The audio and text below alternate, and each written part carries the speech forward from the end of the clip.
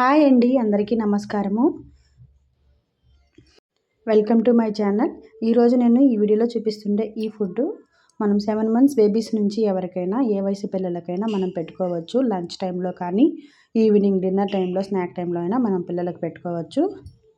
పిల్లలు సరిగా అన్నం తినకుండా సతాయిస్తూ ఉంటారు కొన్ని టైంలో. అలాంటప్పుడు మనం ఈ విధంగా కిచిడీ చేసి పెట్టాము అంటే ఈజీగా తింటారు. మనం పిల్లలకి ఈ విధంగా కిచిడీ డైలీ అయినా చేసి పెట్టచ్చు ఒక పూట.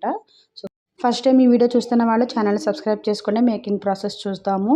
దీనికోసం ముందుగా మనము ఒక ప్రెషర్ కుక్కర్ తీసుకొని దీనిలోకి కొంచెం నెయ్యిని యాడ్ చేసుకొని అది కొంచెం బాగా హీట్ అయిన తర్వాత కొంచెం ఆవాలు, కొంచెం జీలకర్ర, సన్నగా కట్ చేసుకున్న వెల్లుల్లి, ఇంకా గార్లిక్, కొంచెం కరివేపాకు అన్నీ వేసుకొని మనం ఈ ఆయిల్లో లేకుంటే ఈ నెయ్యిలో బాగా ఫ్రై చేసుకోవాలి. కొంచెం అంటే పచ్చి వాసన పోయేంత వరకు మనం ఇలాగ ఫ్రై చేసుకున్న తర్వాత మనం వెజిటబుల్స్ని ఏమైనా యాడ్ చేసుకోవచ్చు.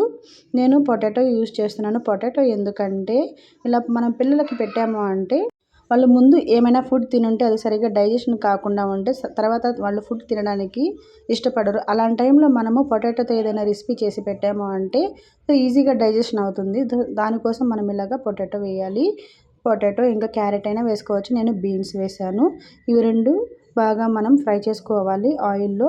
ఆ తర్వాత మనం ముందుగానే ఈ రెసిపీ స్టార్ట్ చేసే ముందు కొంచెం 3 స్పూన్లు రైస్, నార్మల్ రైస్, ఇంకా 3 స్పూన్లు పెసరపప్పుని, ఇక్కడ పెసరపప్పు బదులు మనం కందిపప్పు అయినా వాడుకోవచ్చు, ఎర్ర కందిపప్పు అయినా వాడుకోవచ్చు. సో పెసరపప్పుతో అంటే కొంచెం టేస్ట్ అనేది బాగుంటుంది. ఇవన్నీ బాగా వాష్ చేసుకొని నానబెట్టుకోవాలి ఒక 10 మినిట్స్. సో ఆల్రెడీ మనం ఫ్రై చేస్తున్నాం కదా వెజిటేబుల్స్, దానిలోకి ఇది యాడ్ చేసి సరిపోయిన వాటర్ వేసేసుకొని మూత పెట్టేసుకొని ఒక 5 విజిల్స్ వచ్చాయంటే సరిపోతుంది. తర్వాత గాలి తీస్తే ఈ విధంగా ఉడుకుంటుంది. సో ఈ టైంలో కొంచెం జీలకర్ర పొడిని లేకుంటే కొంచెం పెప్పర్ పొడిని అయినా యాడ్ చేసుకోవచ్చు, కొంచెం స్పైసీనెస్ కోసము. సో ఈజీ డైజెషన్ అవ్వడానికి ఒక 2 నిమిషాలు ఎలా ఉడికించుకోవాలి. నేను అవి యాడ్ చేశాను, బట్ వీడియో కొంచెం మిస్ అయ్యింది, ఏమనుకోవద్దు. ఇవన్నీ బాగా ఉడికించిన తర్వాత చూస్తున్నారు కదా, కొంచెం అలా ఉడికిన తర్వాత ఆయిల్ అనేది పైకి వస్తుంది. సో అలా ఉంటే టేస్ట్ అనేది బాగుంటుంది, లేకుంటే కచ్చపచ్చగా ఉంటుంది. ఆ టైంలో పిల్లలు తినరు. సో దానికోసము కొంచెం ఉడికించుకోవాలి ఒక 5 మినిట్స్.